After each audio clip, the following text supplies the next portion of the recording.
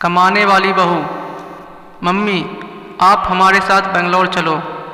पापा थे तो अलग बात थी, अब आप अकेली यहाँ गांव में कैसे रहेंगी? बेटे अनिल ने कहा तो मैं असमंजस में पड़ गई।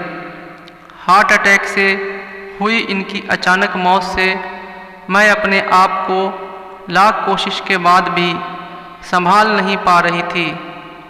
12 दिन हो जाने से सभी मेहमान चले गए थे। बेटा अनिल और बहू अनीता दोनों ही इंजीनियर हैं। मेरी सहेलियों ने मुझसे कहा कि बेटे बहू के पास रहने नहीं जाना, क्योंकि कमाने वाली बहू को बुजुर्ग सास बिल्कुल अच्छी नहीं लगेगी। उसकी आज़ादी में तुम्हारे जाने से खलल पड़ेगी। वो तुम्हें ताने मार मार कर तुम्हारा जीना हराम कर देगी। वैसे भी भाई साहब ने जीते जी ही पूरी संपत्ति बेटे के नाम कर दी थी। ऐसे में तो पूरी संभावना है कि बेटा बहू यहाँ का मकान बेचकर माल तो सब ले लेंगे और तुम्हें पाई पाई के लिए तरसा देंगे। लेकिन बेटे बहू के साथ जाना मेरी मजबूरी भी थी। 60 की उम्र में अपने घुटनों के दर्द के कारण मैं अपनी किराना दुकान चलाने में असमर्थ थी। 12 दिन के कार्यक्रम का पूरा खर्चा बेटे ने ही किया, लेकिन छोटे मोटे खर्च के लिए बेटे के आगे हाथ फैलाना मुझे ठीक नहीं लगा। और जो थोड़े बहुत पैसे हमने जमा कर रखे थे वे खर्च हो गए। अब हालात ये थे कि मेरे पास 100 रुपये भी नहीं थे। असमंजस में मैं अनिल को कोई जवाब नहीं दे पाई। इतने में अनीता ने कहा, मम्मी जी बताइए कि कौन कौन सी साड़ियाँ रखनी है, मैं आपकी सूटकेस पैक कर देती हूँ।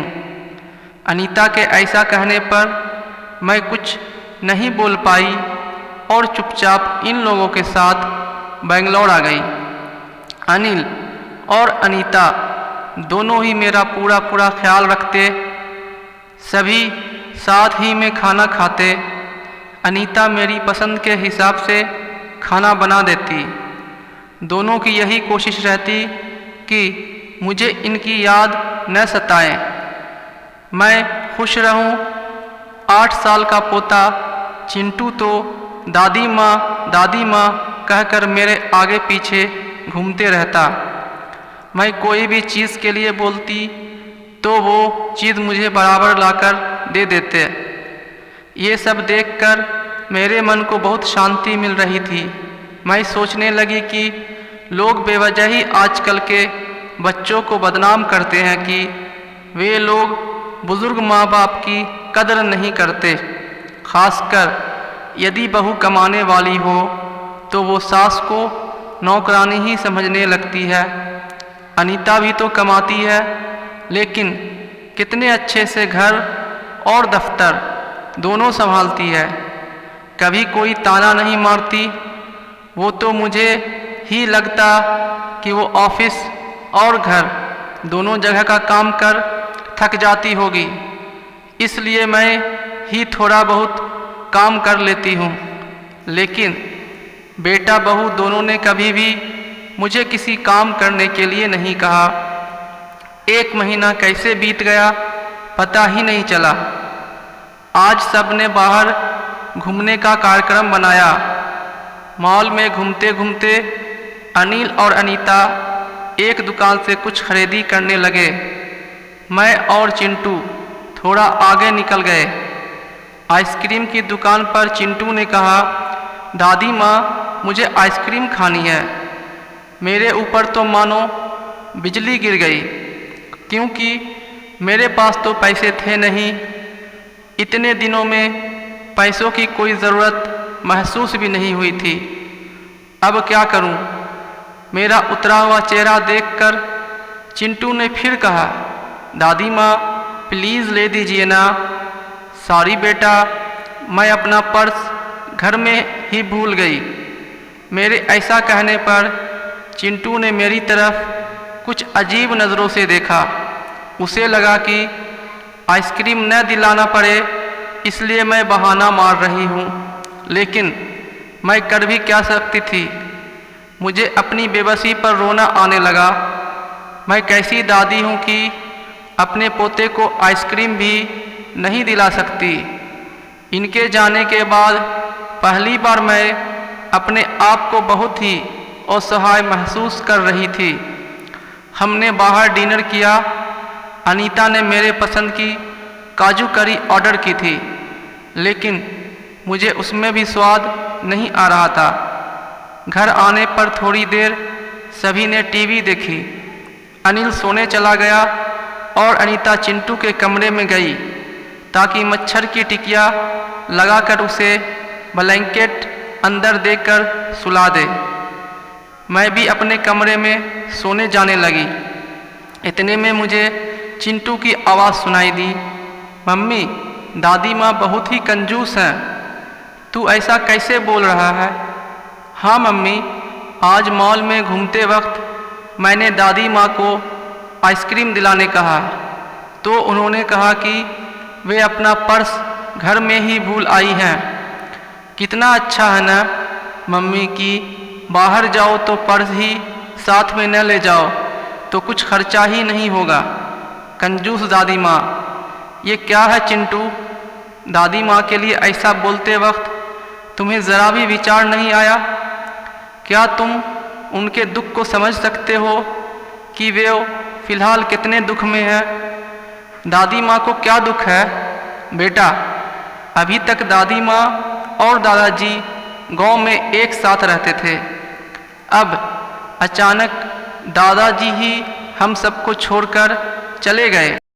जिस व्यक्ति के साथ हम सब 24 घंटे रहते हैं, साथ में उठते बैठते हैं, साथ में खाना खाते हैं, अपना दुख सुख शेयर करते हैं, वही व्यक्ति अचानक हमसे बहुत दूर चला जाता है तो कितना दुख होता है। ये अभी तुम नहीं समझ सकते। सोचो, अचानक तुम्हारे मम्मी पापा तुमसे बहुत दूर चले जाएं, इतनी दूर कि कभी वापस ना आए, तो क्या तुम्हें दुख नहीं होगा? नहीं मम्मी, मैं आप लोगों के बिना नहीं रह सकता। बेटा, फिर सोचो, दादी माँ दादाजी के बिना कैसे रही होंगी? ऐसे स्थिति में यदि वो अपना पर्स घर में भूल गई तो तुमने उन्हें कंजूस तक कह दिया। तुम्हें तुम्हारे प्रति उनका प्यार नहीं दिखा?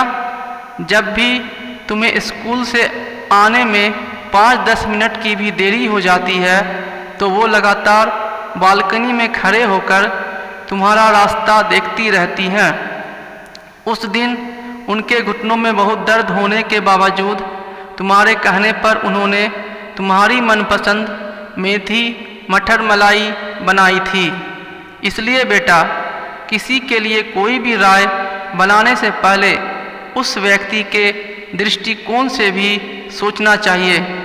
सॉरी मम्मी, ये वार्तालाप सुनकर मुझे अपने बहू पर बहुत गर्व हुआ।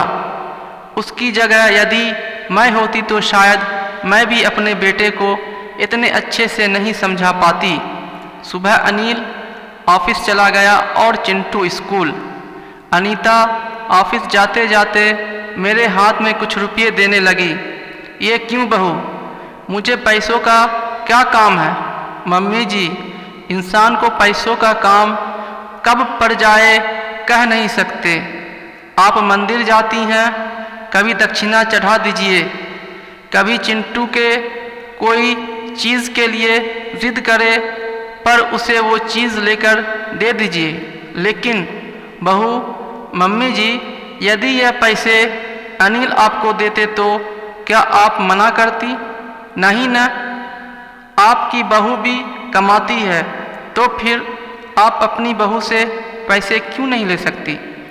अनीता के बातें सुनकर खुशी के मारे मेरी आंखों में पानी आ गया। जो बात मेरा बेटा भी समझ न सका वो बात मेरी बहू ने समझ ली थी। मैं ईश्वर से प्रार्थना करने लगी कि मेरी जैसी बहू वो सबको दे।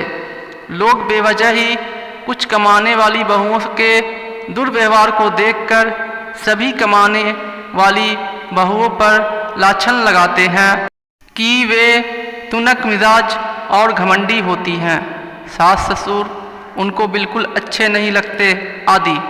कुछ बहुएं अनीता जैसी समझदार, सुलझे विचारों वाली, बड़ों का सम्मान करने वाली भी होती है। आज अनीता ने कमाने वाली बहू के बारे में मेरी आंखों पर पड़ा पर्दा हटा दिया था। प्यारे दोस्तों, अगर आपको यह कहानी अच्छी लगी तो वीडियो को लाइक करें, अपने दोस्तों के साथ शेयर करें और नए हैं तो हमारे चैनल को सब्सक्राइब करें। धन्यवाद।